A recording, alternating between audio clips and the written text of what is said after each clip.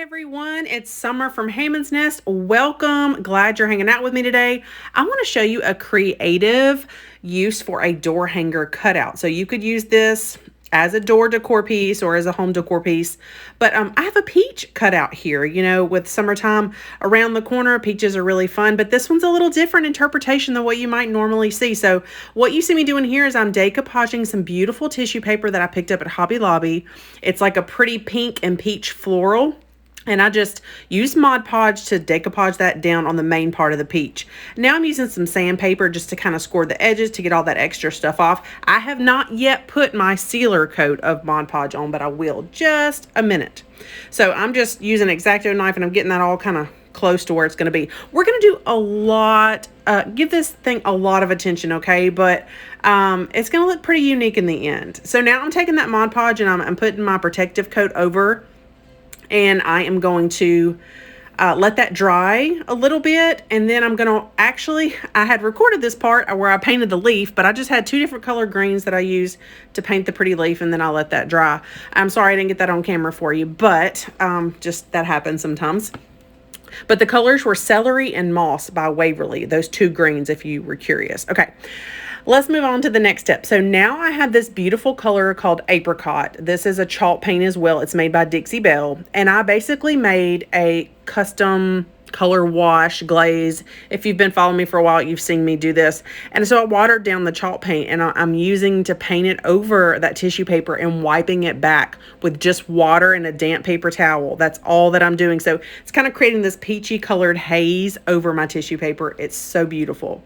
Once that all dries, I now have my mouse sander out. And this is just one of my favorite techniques when I decoupage with tissue paper, is to distress it a little bit because I love that style.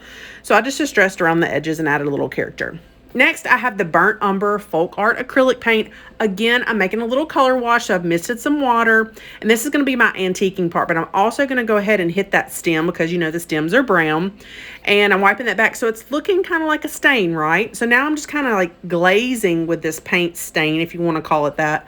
I'm glazing over the whole entire thing, so everywhere that it's touching that was exposed wood, because this was solid wood piece, is kind of staining it, and then I'm using it as a glaze and wiping it back with a wet paper towel or damp paper towel.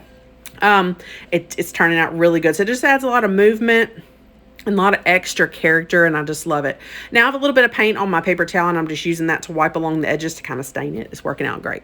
Okay, once that's all settled and we've added all that little extra dimension, I'm going to take my palette knife. I just wanted to pull in a little bit back in more of that brightness.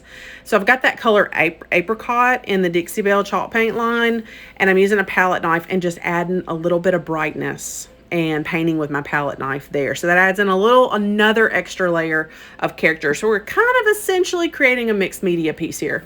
Once that's all dried, I grab my drill. This is the way I like to add hanging string to my door hangers. You might want to do it another way, but I just have some jute rope. I'm tying a knot. The knot actually holds it in the hole.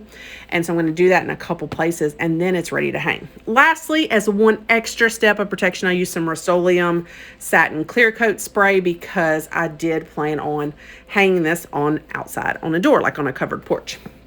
Okay, well, our peach is pretty cute, but it could use a bow. So I am cutting some strips 10 inches long of just a variety of ribbons and fabric, and then some raffia. And I'm just getting that all cut, so I have all these pieces to work with to build my bow. I'm going to slow it down here in a second. That way you can see kind of how I build it, and then I'll speed it back up again, okay? All right, so I got all my strips cut. Here's what we do. We make an X, kind of pinch it in the middle, make an X, and then start building and just kind of go back and forth, layering in all of your different fabric pieces and ribbon pieces, okay?